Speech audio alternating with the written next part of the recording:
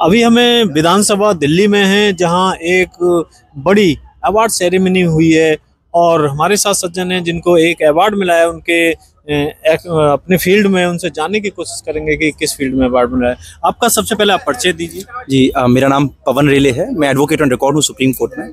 और जो मुझे आज अवार्ड मिला है, ये मिला है कि मैं 2016 से मैनुअल स्कैवेंजर्स के लिए, ह्यूमन राइट के लिए, अनटचेबिलिटी के अगेंस्ट में काम करता आ रहा हूँ।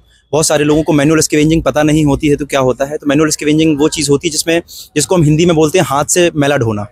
बहुत सारे ऐसे इम्पोवराइज्ड लोग होते हैं जो सूअर में जाते हैं और वहाँ पर एक व्यक्ति जाता है और मैला साफ करने के लिए एक व्यक्ति जाता है और एक गैस सूंघता है और वो मर जाता है।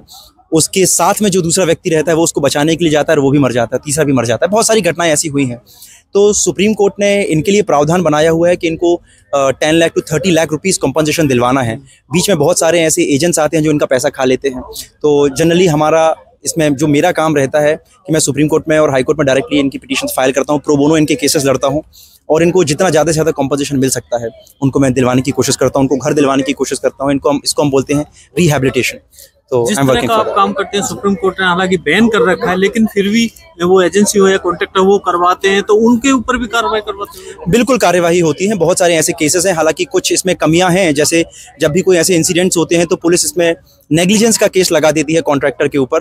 बट हमारे हिसाब से वो नेग्लिजेंस का केस ना बन के मर्डर का केस बनना चाहिए और बहुत ही स्ट्रिक्ट पनिशमेंट्स ऐसे लोगों को मिलनी चाहिए। और कई बार ऐसे मैटर्स ट्रायल में ही खत्म हो जाते हैं। ट्रायल में विटनेसेस को राइट लेफ्ट कर दिया जाता है और हॉस्टाइल कंप्रोमाइज हो जाता है, हॉस्टाइल हो जाते हैं, क्योंकि वो बहुत ही लोअर स्टेटस सोसाइटी से आते हैं, बहुत डरते हैं कोर्ट जाने से।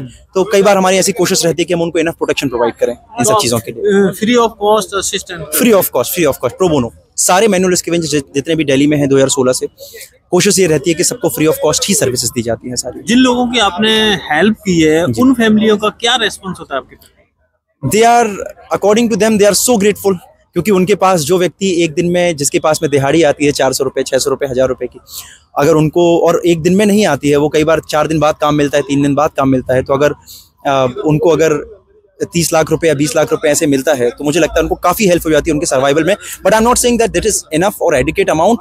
There should be definitely certain increase in that particular amount, but अभी ये कम है अमाउंट। आप इतनी कोशिश कर रहे हैं, इधर सुप्रीम कोर्ट के भी ऑर्डर आए हुए हैं, लेकिन फिर भी देश में वो मैला ढोना या सीवर में उतर के साफ करना, ये रुक क्यों नहीं रहा?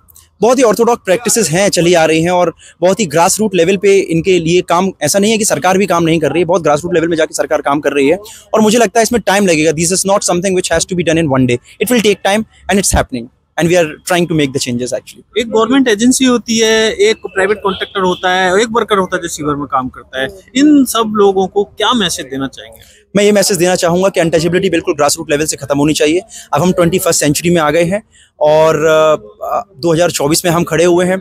बिल्कुल भी हमें अनटचेबिलिटी की तरफ देखना नहीं चाहिए और ये केवल गवर्नमेंट का काम नहीं है, ये केवल कोर्ट्स का काम नहीं है, ये हमारे और आपके जैसे इंसानों का काम है जो दूसरे इंसान को ये बोलता है कि आप हमारा मैला साफ करो। So I think these are the practices which should be eradicated from the grass root level. Thank you so much. Vidhan Sabha Delhi में है, जहां अवार्ड सेरेमनी हुई है और हम जो अवार्ड जिनको मिला है उनसे आपसे मिलाने की कोशिश करते हैं और उसके जो जर्नी है उसके जानने की कोशिश करते हैं। आपका परिचय और आपको किस फील्ड में अवार्ड मिला है? मेरा नाम रज़ाउर रहमान है और मैं मैनेजिंग डायरेक्टर हूँ आरएनसी ग्लोबल फाइनेंस का। और हम लोग बेसिकली एस्ट्रेस फाइनेंसिंग में डील करते हैं और कॉर्पोरेट फाइनेंसिंग में डील करते हैं। पैन इंडिया में सर्विसेज है हमारी और उन कंपनीज को पुनर्जीवित करते हैं, रिफाइनेंस करते हैं। जो कंपनियां बैड डेट हो जाती हैं, एनपीए हो जाती हैं बैंकों से, उनको कोई फाइनेंशियल इंस्टीट्यूशन, कोई बैंक पैसा नहीं देता, दोबारा रीफाइनेंस नहीं करता, उन बंद हुई कंपनियों को या बंद होने की कगार पे जो कंपनीज हैं उनको बचाते हैं, दोबारा से रीफाइनेंस करते हैं, दोबारा से रिवाइव करते हैं। और हमारा ऑफिस जो है वो दिल्ली बेस्ड है और इसी जर्नी में शुरू से लेकर आज तक कई अवार्ड मिले। आज भी हमें सम्मानित किया गया श्री रामनिवास गोयल जी द्वारा और इसके लिए बहुत ही अपने आप को खुशकिस्मत समझते हैं, समझते हैं। तो ये है बेसिकली। इसका मतलब ये है कि जिनका फैक्ट्री डूब जाते हैं या बिजनेस डूब जाता है, लोन नहीं मिलता, घर गिरवी रख जाते हैं, आप मतलब उनका बिजनेस ना करके उनका लाइफ भी एक तरह से पुनर्जीवन। बिल्कुल आप सही कह रहे हैं। बहुत सारी ऐसी कंपनीज है जो कहती है कि जी बैंक हमारी कंपनी को बंद कर रहा है, हमारे घर को ले रहा है, इंसल्ट करता है। हाँ, और इवन वहाँ के जो 2000 लोग काम कर रहे हैं उन एम्प्लॉयज़ को हटा रहा है, उनकी जॉब चली जाती है, तो इस पर कोई फोकस नहीं कर रहा आज के डेट में। हमारी जो टीम है पिछले तकरीबन 15 से 20 सालों से हमारी प्रोफेशनल टीम है, सारे बैंकर्स हैं जो उन कंपनीज को बचाते हैं जो इस टाइप की इसमें दुविधा में फंस जाती हैं या फाइनेंशियल क्रंच में फंस जाती है, उनको दोबारा से निकालना, उनको दोबारा रीस्टैब्लिश कराना, ये हमारा काम। कोरोना के चलते बहुत सारे ऐसे इश्यूज आए, तो मुझे लग रहा है कि आपका कुछ ज्यादा ही काम बढ़ गया होगा इसमें। हाँ, आप सही कह रहे हैं, ऐसा है। और मैं समझता हूँ कि हर इंडस्ट्री में ऐसा है कि हर इंडस्ट्री इससे इम्पैक्ट हुई है कि बंद हो गया सब कुछ, काम चला नहीं, EMIs लोग पे नहीं कर पाए, और गवर्नमेंट ने जहाँ तक दिया 6 मंथ का मोरेटोरियम वो दिया, बट उससे वो कहीं भी जाके वो कारगर इतना नहीं रहा। थोड़ी सी सपोर्ट जरूर मिली, लेकिन लोग परेशान हैं। आज आप किसी भी इंडस्ट्री को उठा के देख ले, हर इंडस्ट्री में आपको लोन डिफॉल्ट मिलेगा, कहीं ना कहीं वो रिस्ट्रक्चरिंग में चल रहे हैं, NPA हो गए हैं, परेशान हैं, बिजनेस कम हो गया है, टर्नओवर कम है, लोग एम्प्लॉय घटा दिए गए हैं। तो उनके लिए आज की डेट में कोई भी आगे बढ़ के ऐसा नहीं आ रहा। बहुत सारे फाइनेंशियल सोल्यूशन आज की डेट में कोशिश कर रहे हैं कि उनको सपोर्ट करें, समझने की कोशिश, बट सही में उनको प्रोत्साहन नहीं मिल पा रहा। वहाँ पर हम लोग जैसे प्रोफेशनल आते हैं और आके काम करते हैं, उनको सपोर्ट करते हैं। कोरोना के चलते इसका मतलब आपने उसको चैलेंज की तरह लिया, और हाँ बिल्कुल कह सकते हैं, एक तरीके से चैलेंज है। और हम लोग हमें संकट मोचक भी कहते हैं, फाइनेंशियल कंसल्टेंट के तौर पे एक संकट मोचक है। संकट में जाके उनको सपोर्ट करना, उनको दोबारा से फाइनेंसिंग प्रोवाइड करना, दोबारा से उस कंपनी को चालू करना, उन लोगों की एम्प्लॉय की दोबारा से जॉब को बहाल कराना, वगैरह वगैरह।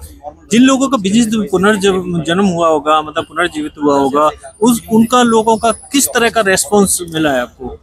मैं यही कहूँगा कि हमने भारत के अलग अलग राज्यों में हर जगह काम किया, और जिन लोगों को भी हमने दोबारा से रिस्टैब्लिश किया या रिवाइव किया, उन कंपनीज ने वो आज की डेट में कहती हैं कि रहमान साहब आप लोग तो एक तरीके से हनुमान जी की तरह, एक संकट मोचक की तरह हमारे सामने आए, और हम 3 साल से परेशान थे, 5 साल से परेशान थे, 7 साल से परेशान थे, और आपने हमें निकाला।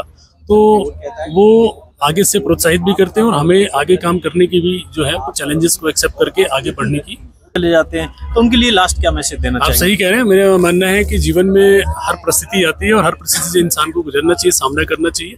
और फाइनेंशियल क्रंच भी अगर आ गया तो उसके सोल्यूशंस हैं। अगर कोई फेल हो गया एक बार मान लीजिए किसी क्लास में, तो उसको दोबारा पढ़ने का हक नहीं, ऐसा नहीं हो सकता। तो मेरा मानना है कि किसी को भी हिम्मत नहीं हारनी चाहिए, आगे बढ़ना चाहिए, ऐसे लोगों को ढूंढना चाहिए जो उनको बचा सके, दोबारा से प्रोत्साहित कर सके और उनको सपोर्ट कर सके। ऐसे लोग हैं और फाइनेंसिंग भी अवेलेबल है, बट आपको वहां तक पहुंचने तक की देरी है। तो कभी भी ऐसी चीजें सोच के कभी भी हिम्मत नहीं हारनी चाहिए ऐसा।